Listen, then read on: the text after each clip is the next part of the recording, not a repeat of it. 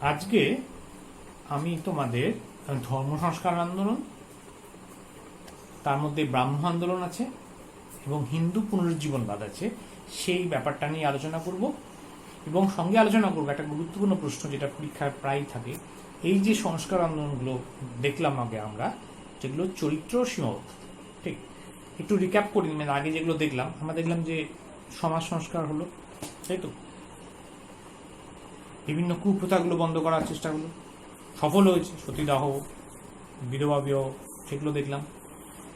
আর কি দেখলাম, সমাজ সংস্কারে আরেকটা গুরুত্বপূর্ণ উদ্যোগ দেখলাম, নব্যবঙ্গ গোষ্ঠী বা ইয়মবঙ্গ গোষ্ঠী তারা একটা চেষ্টা করছে। এরপরে দেখলাম শিক্ষাক্ষেত্রে একটা সংস্কারের প্রয়োজনীয়তা দেখলাম, বিশেষ করে নারী শিক্ষার একটা ক্ষেত্রে দেখলাম। এইবারে ধর্ম সংস্কার ক্ষেত্রে কীরকম আন্দোলনগুলো হয়েছিল সেটা আমরা আলোচনা করব।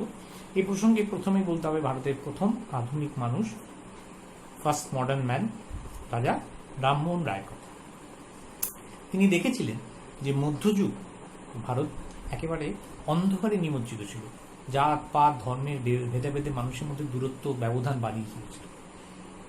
তিনি এই সমস্ত সংকীর্ণতা থেকে মানুষকে উদ্ধার করে তাদেরকে একটা ভ্রাতৃত্ববোধ, সৌভ্রাতৃত্ববোধে আবদ্ধ করতে চেয়েছিলেন। এবং তার এই ধারণা থেকেই তিনি 1815 খ্রিস্টাব্দে প্রথম আত্মীয় সভা গড়ে তোলেন। দেখো নামটার মধ্যে কেমন লুকিয়ে রয়েছে আত্মীয় সভা। এই আত্মীয় সভা কি কোনো নির্দিষ্ট কোনো ধর্মের জন্য নয়, কিন্তু সমস্ত ধর্মের লোকেরা কিন্তু এখানে এসে আলাপ আলোচনা করে তাদের মত তুলে ধরতে পারত। বিভিন্ন বিষয় নিয়ে আলোচনা, সঙ্গীত, প্রার্থনা, এই সবের মধ্যে কিন্তু আত্মীয় সভা পরিচালিত হতো। অর্থাৎ নিজেদের একটা আপন জন, এই ধারণা একটা তৈরি করতে চাইছে। সেটাকেই তিনি এগিয়ে নিয়ে গেলেন 1828-এ ব্রাহ্ম সভা। ঠিক, তোমরা বইতে একটু ঠিক করে নেবে, একটু গন্ডগোল করা আছে। আত্মীয় সভা রূপান্তরিত হয়েছিল 1828-এ একটা ব্রাহ্ম সভাতে, ঠিক। আর 1830-এ গিয়ে এটাই রূপান্তরিত হলো ব্রাহ্ম সমাজ, ঠিক। এবার প্রশ্ন হচ্ছে এই ব্রাহ্ম সমাজ বা এই ব্যাপারটা কি।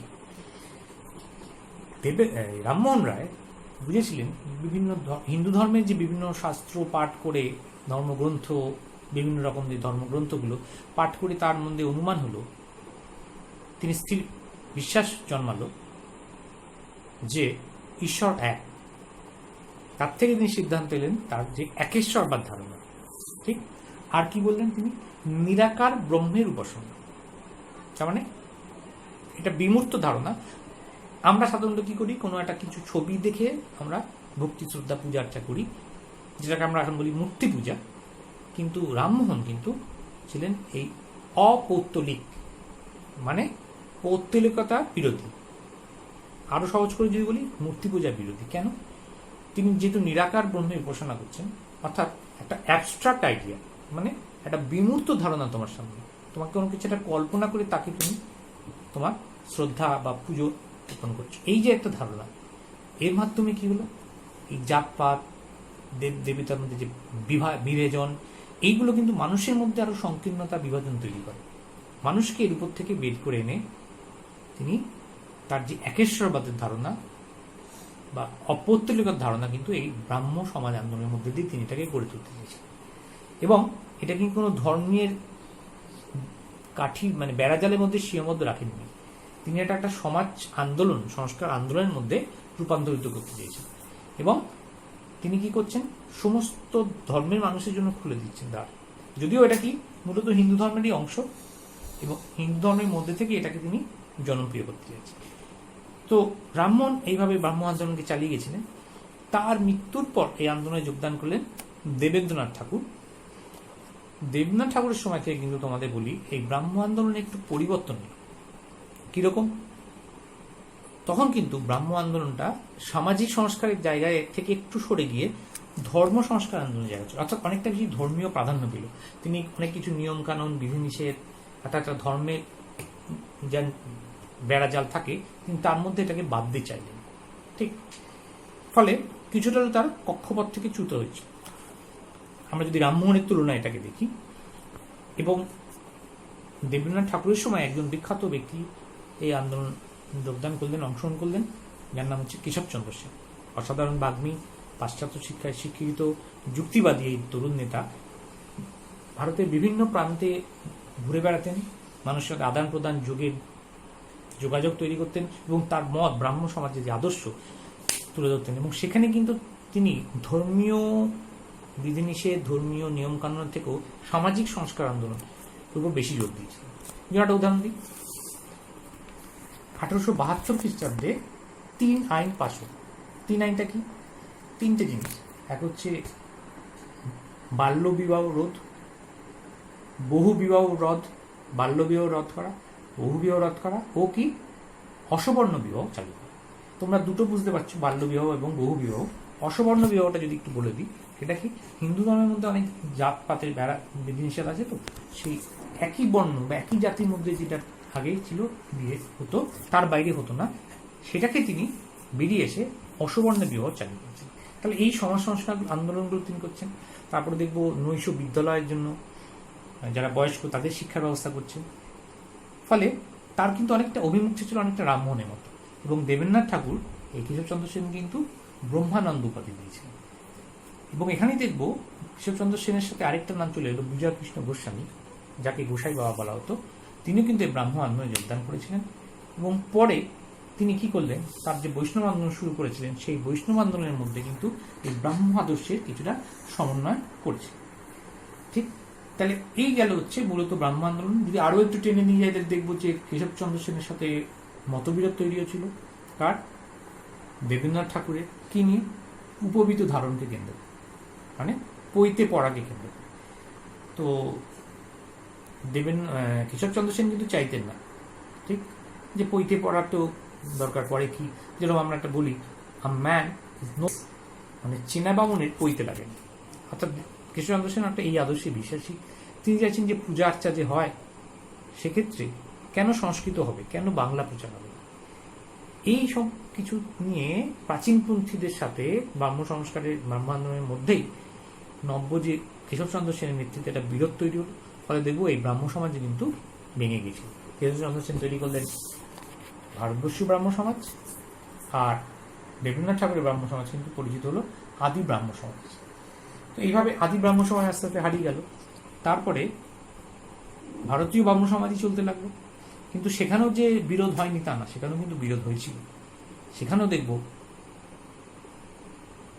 কেশবচন্দ্র সেন ব্রাহ্ম আদর্শ থেকে কিছুটা হলো বিচ্যুত হয়েছিলেন। কেন? তিনি গুরুবাদের উপর জোর দিয়েছিলেন, অত্যাধিক গুরুবাদ, পুরোহিততন্ত্র, ঠিক, এবং অনেক বেশি ইংরেজ প্রীতি তার মধ্যে দেখা গেছিল। ফলে এইগুলো তার যে অনুগামীদের মধ্যে কিন্তু পছন্দ ছিল না। কিন্তু এর থেকেও সবথেকে বড় যেটা গুরুত্বপূর্ণ, সেটা কি? এটা হিন্দু নেটিভ ম্যারেজ অ্যাক্ট ছিল। সেখানে বলা ছিল ছেলেদের ক্ষেত্রে 14 বছর, আর মেয়েদের ক্ষেত্রে আর ছেলেদের ক্ষেত্রে 18 বছর। তো এই 14 এবং 18 বছরের নিচে কিন্তু বিবাহ সম্পর্ক দেওয়া যাবে না, ঠিক। কিন্তু কেশবচন্দ্র সেন কিন্তু নিজে এই সমাজের মাথা হয়েও, আইনের রক্ষাকর্তা হয়েও কিন্তু, প্রস্তুতকারক হয়েও কিন্তু কোচবিহার, তোমরা জানো একটা রাজবাড়ি, সেই কোচবিহার রাজবাড়ির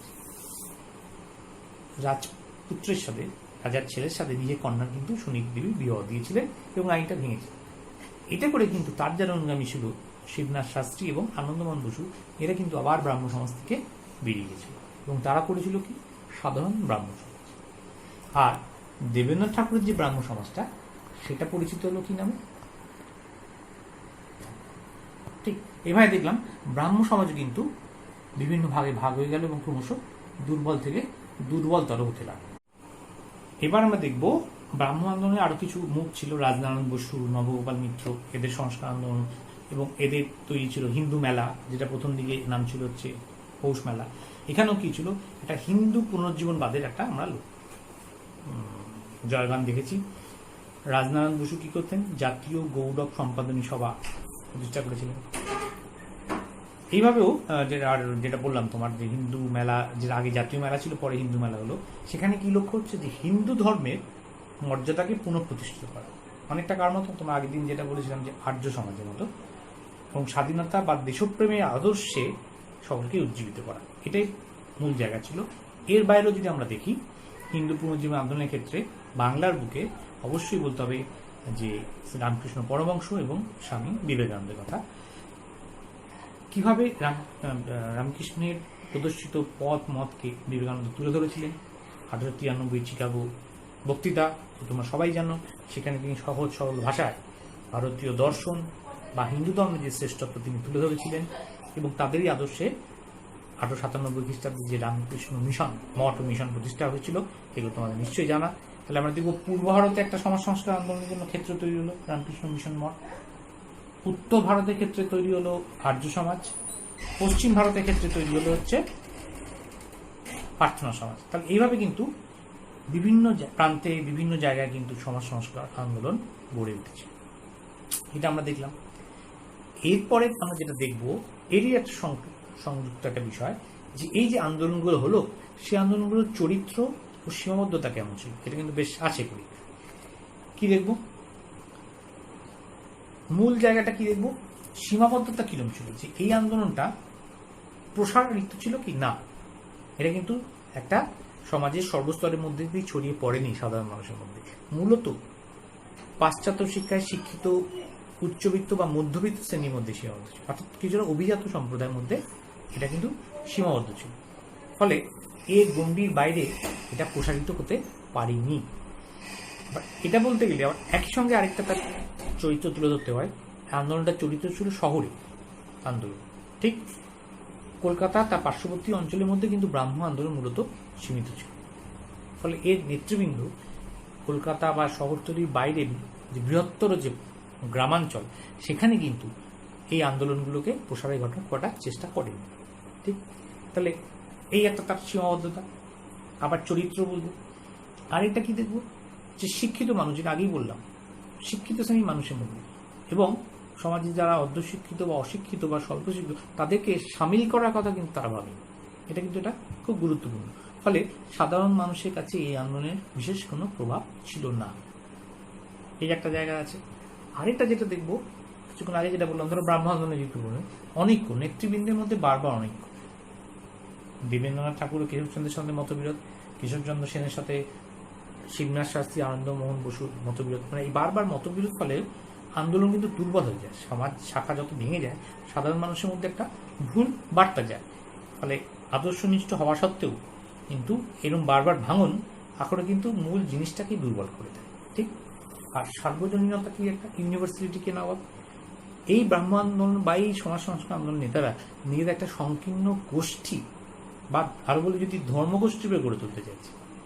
ফলে হিন্দু সমাজের মধ্যে যদি ভাবি যে নিম্নবর্গে যারা মানুষ আছে, তাদের জন্য কিন্তু তাদের দ্বার উন্মুক্ত ছিল, বা ভারতের যে বর্ণভেদ বা জাতিভেদ প্রথা, তার বিরুদ্ধে কিন্তু এরা বিশেষ লড়াই করেনি। ফলে এইভাবে দেখলে এটা কিন্তু তার বিভিন্ন ক্ষেত্রে তার কিন্তু প্রভাব পড়েছিল। আন্দোলন যে সীমাবদ্ধ রূপে এরা আমাদের সামনে প্রতিভাত হয়েছে। আবার এটাও ঠিক, কিছু যদি দেখি, এই ধর্ম সংস্কার আন্দোলনের ফলেও কিন্তু হিন্দু ধর্মের প্রাচীন যে ধারণা ব্যাখ্যাগুলো সম্বন্ধে অনেক পরিবর্তন হয়েছিল।